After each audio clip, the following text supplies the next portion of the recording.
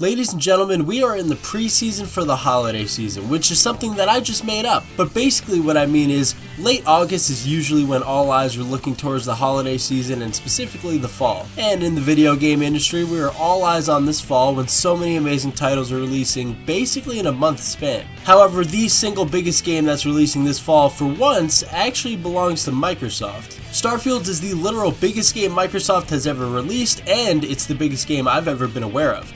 And it also has way more importance than Halo, Gears, and Forza. This game has immense pressure on it to become the signature genre-defining title that can only be played in the Xbox ecosystem and Steam. Now, the real reason this game has so much pressure on it is because of where Xbox is at the moment. You see, currently they're not really selling too many Xbox Series consoles, and the ones they do sell are the Series S, which I myself own, so please, not the face. However, much has been made about the Series S, and if it's holding back next gen. And while I disagree with that take, I can certainly admit Xbox has had a pretty weak generation so far. Halo Infinite, while in a great state now, basically launched with zero content. Forza Horizon 5 is Forza Horizon 5. It's a great game and it reviewed spectacularly, but it's not really the game the whole world was waiting on. And nobody has a clue when Gears 6 is coming out, which leads us to believe it's probably many years away at this point. Although I will say, considering how Xbox develops their games and usually through those cycles you hear some bad news about how it's going, maybe no news for Gears of War is good news. In any case, in comes Starfield. When Xbox purchased Bethesda, a lot of people wondered what would happen to some of these titles Bethesda was cooking up. Deathloop and Ghostwire Tokyo went exclusive to the PS5 for a year due to Jim Ryan's wallet, but Starfield became exclusive to the Xbox. And unfortunately Redfall did too, which is kind of like just the wrong end of hot potato. Anyways, that leads us to this point. Xbox needs a system seller, a game to reinvigorate the fan base and really put them on the map for once. So the question is, will Starfield deliver? My answer? Yes, it will. Starfield, based on all gameplay, early playtest, and general interest, is going to be the game that Xbox needs so badly. The team behind this game is the same one that made Skyrim and Fallout 4, Todd Howard's team. The game is also the most ambitious game I've ever seen. I mean, 1,000 planets, the galaxy simulated around you, the most handcrafted content for any Bethesda game ever, 5 skill trees with individual ranks for the skills you acquire, and that's before you get to the shipbuilding. The point is, they went all out for this game, and sometimes it's kind of hard to believe this game even exists. It's always fun to go back and watch the Xbox Starfield Direct and remind myself that yes, this game actually does exist, it's happening. So I won't lie, it kind of bugs me when people look at the gameplay for Starfield and then say something like, okay, this is not like No Man's Sky. Ooh, okay, that definitely reminds me of No Man's Sky. Like, look, I get they're both space games, but I think we gotta start giving Starfield the respect it deserves. I mean, comparing Starfield to No Man's Sky is like comparing Interstellar to Galaxy Quest. Yeah, they're both space movies, but one's actually good. Although, to be fair, I did like Galaxy Quest. The point is, this upcoming RPG by Bethesda does far more than enough to stand out on its own.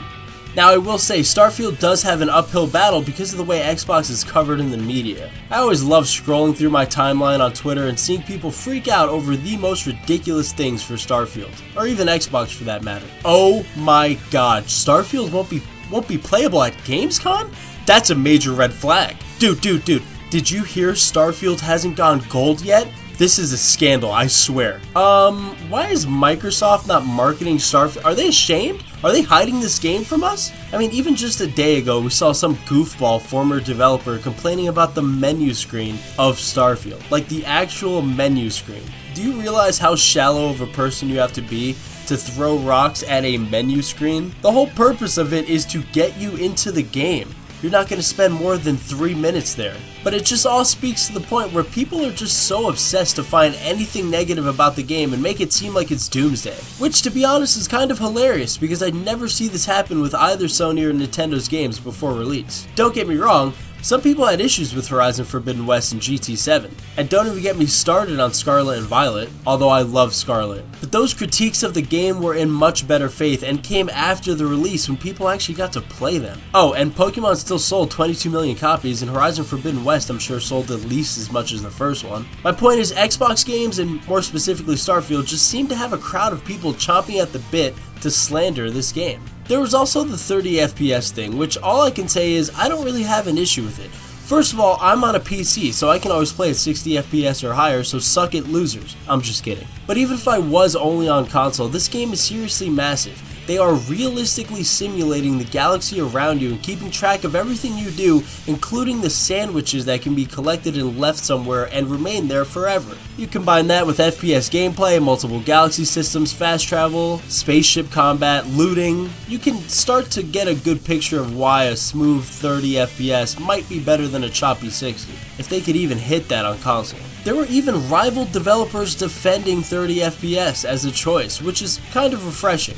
I always like developer insights, except for when it's about menu screens, and what goes into a game, how they decide these types of decisions. Not to mention, the real test for Starfield is simply just gameplay. That will always and will always and has always and will always be king. Starfield's gameplay follows suit with other Bethesda titles with very cool RPG elements that are only unique to Bethesda, but it has a twist of being in space. To give you an example, there was this moment in the trailer where the character uses some type of energy force to blitz his way through waves of enemies. That seems pretty new and cool. In any case, Starfield, for better or worse, is going to be treated as a make or break for Xbox.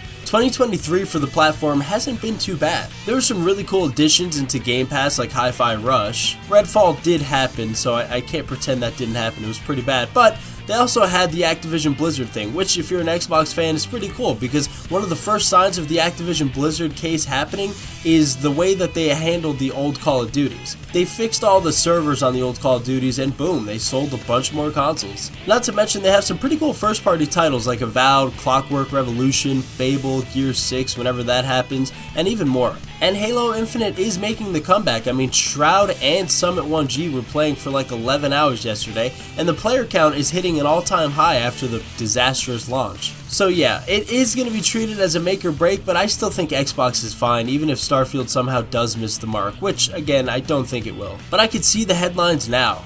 The headlines would be something like, Xbox's future in question. Or, was this the last straw for the Xbox consoles? And we will inevitably see the talks of Microsoft abandoning the hardware market and opting to be like Sega, which is software only now. Which I just think is a ridiculous conversation to even have, because why spend $70 billion on Activision Blizzard just to abandon the hardware and consoles that you own? But there you have it. From this point, we're officially counting down to the launch of Starfield. The game is in playtesters' hands, and there are some leaks out there if you're curious about it. I myself am going to stay away from all that. And I don't want to throw any spoilers in this video because, like I said, I'm going to be avoiding all those spoilers, but we have seen some early reactions from playtesters, and they were pretty overwhelmingly positive.